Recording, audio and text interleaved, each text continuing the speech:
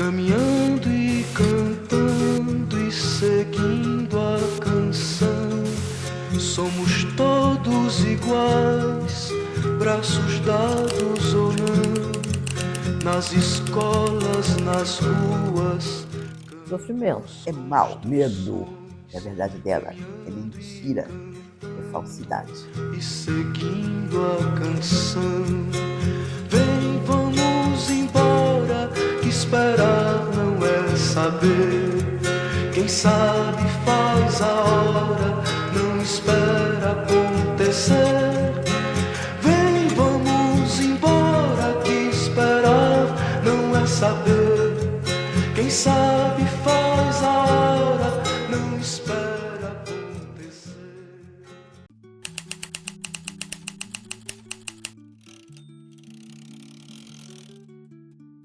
Falar sobre esse tema é algo muito delicado sempre. O que é importante colocar aqui, sim, foi um golpe, foi um momento de exceção, como eu te falei, um momento em que a repressão foi muito forte, a censura também esteve aí latente, e claro que setores como a imprensa e os estudantes foram assim, protagonistas nessa luta contra esse momento de exceção.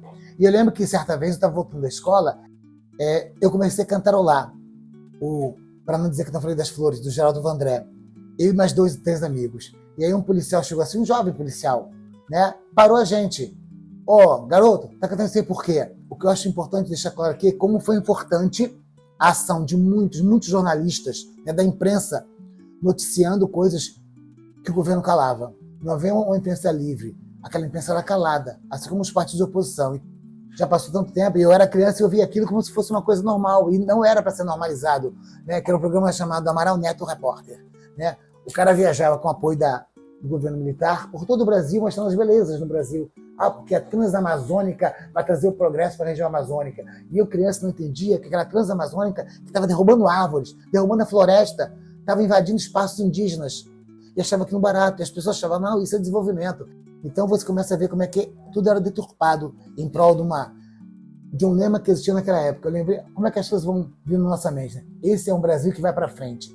Esse foi um lema que era cantado pelas crianças lá dos anos 70, né? A frase principal era essa: esse é um Brasil que vai para frente. E aí você via as árvores sendo derrubadas, né? Os indígenas tendo suas terras ocupadas, e tudo isso era bonito, que era o progresso. Mas que progresso era esse?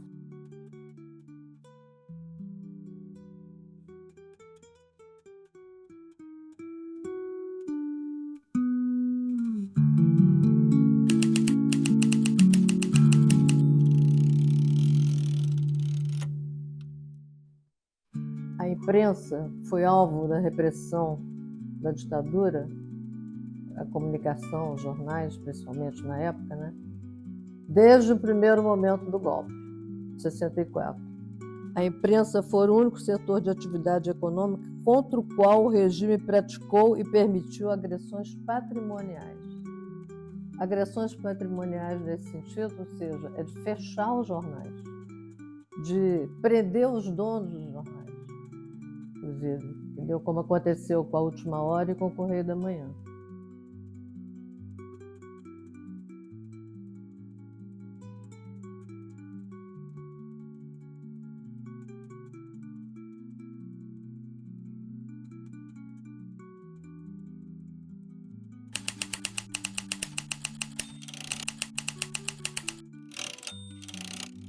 É que eu tive sempre uma preocupação muito grande em divulgar, para a população saber, entende? O que representa, o que significa a censura à imprensa. Que a minha preocupação é o seguinte: a população precisa saber para que ela não permita nunca mais que isso aconteça. Quando eles matavam presos, eles proibiam também a divulgação. Presos políticos, que eu digo. Morte do sargento Manuel Raimundo Soares. Era o sargento que estava armando uma bomba. Estava ele e um capitão, dentro de um carro-manguia, lá no Rio Centro, onde ocorria um grande evento em comemoração ao Partido dos Trabalhadores. Tinham milhares de pessoas lá para assistir essa comemoração. Cantores como Chico Buarque, Caetano Veloso. Então, um sargento e um capitão do Exército, eles armavam uma bomba para jogar na multidão. Bom, fizeram um inquérito comandado por um coronel, e esse inquérito chegou à conclusão que os dois militares, o sargento e o capitão, estavam desarmando a bomba que os esquerdistas deixaram. Eu trabalhava na Gazeta Mercantil, na época, da divulgação do relatório final do coronel que chegou a essa conclusão. O coronel encarregado do inquérito começou a produzir slides. E um dos slides mostrava claramente que o sargento estava armando a bomba. Mas o coronel colocou uma tarja negra em cima da bomba para censurar. Ele avisou a todos os jornalistas: nesta sessão é proibido perguntar, gravar, anotar, fumar e uma quinta proibição que eu não lembro agora. O jornalista da Reuters, de uma agência de notícias inglesa, virei para ele e disse assim: no teu país, numa entrevista é proibido perguntar, gravar e anotar? Ele virou e disse: jamais. Eu disse: isso é o básico de uma entrevista. Como é que ele proíbe isso? A imprensa como um todo, menos a Última Hora, que era o jornal do Samuel Weiner, que era ligado desde o Getúlio ao PTB, só ele defendendo. Resultado, quando deu-se o golpe, o que aconteceu? Invadiram a Última Hora e quebraram tudo. E ele, ó, assim, e aí o Jango caiu, né? Ditadura. E chega a notícia do Gregório, as fotos, o Correio da Manhã faz um editorial e eles censura total no Correio da Manhã. E tome poca, não tem um anúncio. Um único jornal resistiu à censura do AI-5, que foi o Estado de São Paulo. Por questões institucionais da empresa, porque o conceito Estadão é que ninguém interfere no Estadão. O Estadão é absoluto e completamente soberano. Já que tem que haver censura, eu não censuro meus repórteres. O senhor, disse ele esqueci até quem era o ministro da Justiça que estava avisando, o senhor terá que mandar o censor lá para o Estadão. E ele não participará da edição do jornal. E ele determinou para a chefia do Estadão e do Jornal da Tarde o seguinte: toda matéria censurada não será coberta. No Estado de São Paulo, nós colocaremos os Lusíadas, trechos dos Lusíadas. No Jornal da Tarde, receita de bolo e casamentos.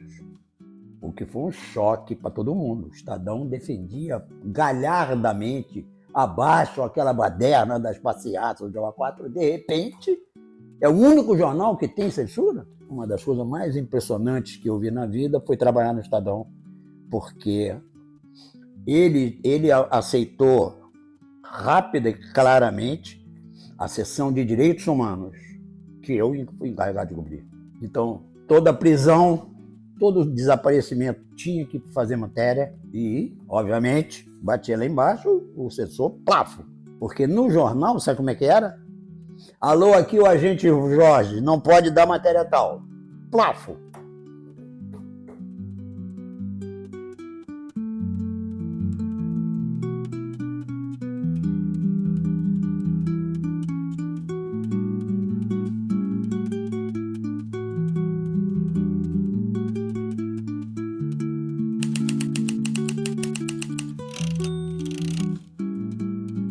O primeiro jornal a reagir contra a ditadura foi o Correio da Manhã, com a prisão do Gregório Bezerra.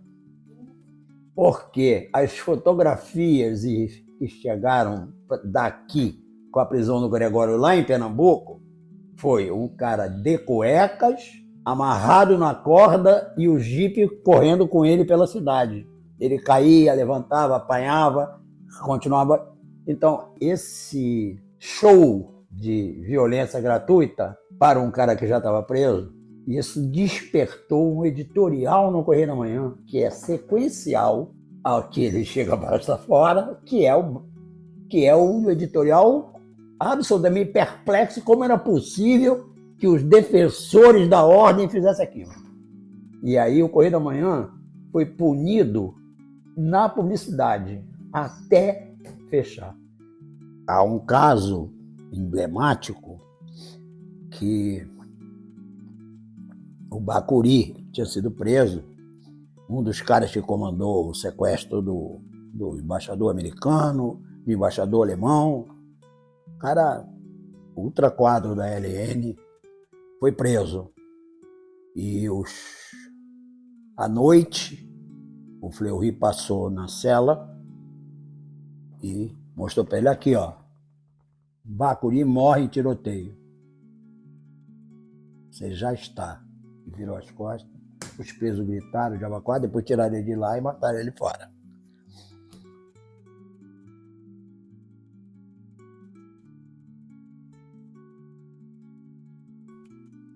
Olha, no episódio da minha prisão, eu fui presa no dia 28 de fevereiro de 1970. Eu tinha acabado de ter a minha filhinha. Portanto, ela tinha 2 meses de idade. Nós éramos procurados, meu marido e eu.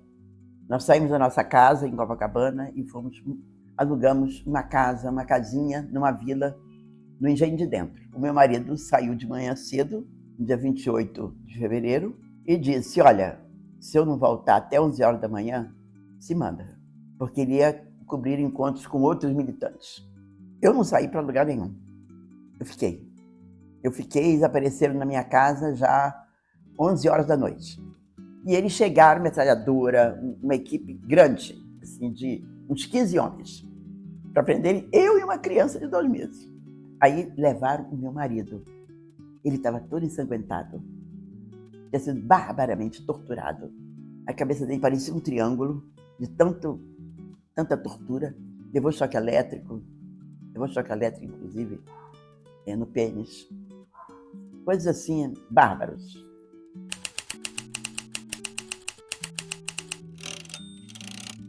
Eu não acho que a imprensa tradicional tenha tido algum arrependimento do que ela fez durante a ditadura. Com certeza não.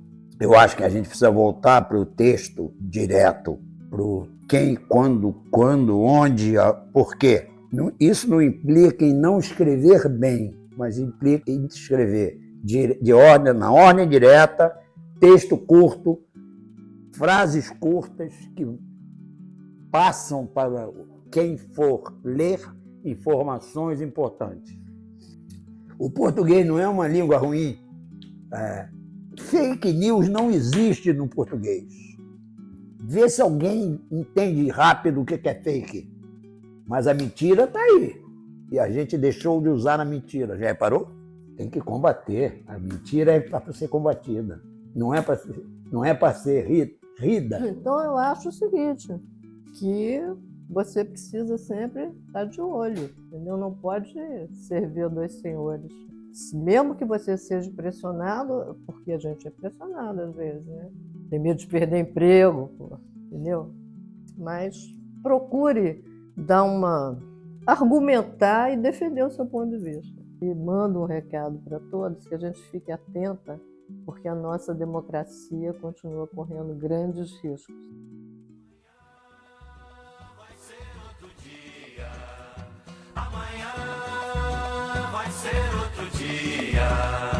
Amanhã vai ser outro dia. Hoje você é quem manda, falou, tá falado, não tem discussão, não. A minha gente hoje anda falando de lado e olhando pro chão. Viu você que inventou esse estado, inventou de inventar toda a escuridão. Você que inventou o pecado, esqueceu-se de inventar o perdão. Apesar de você amanhã há de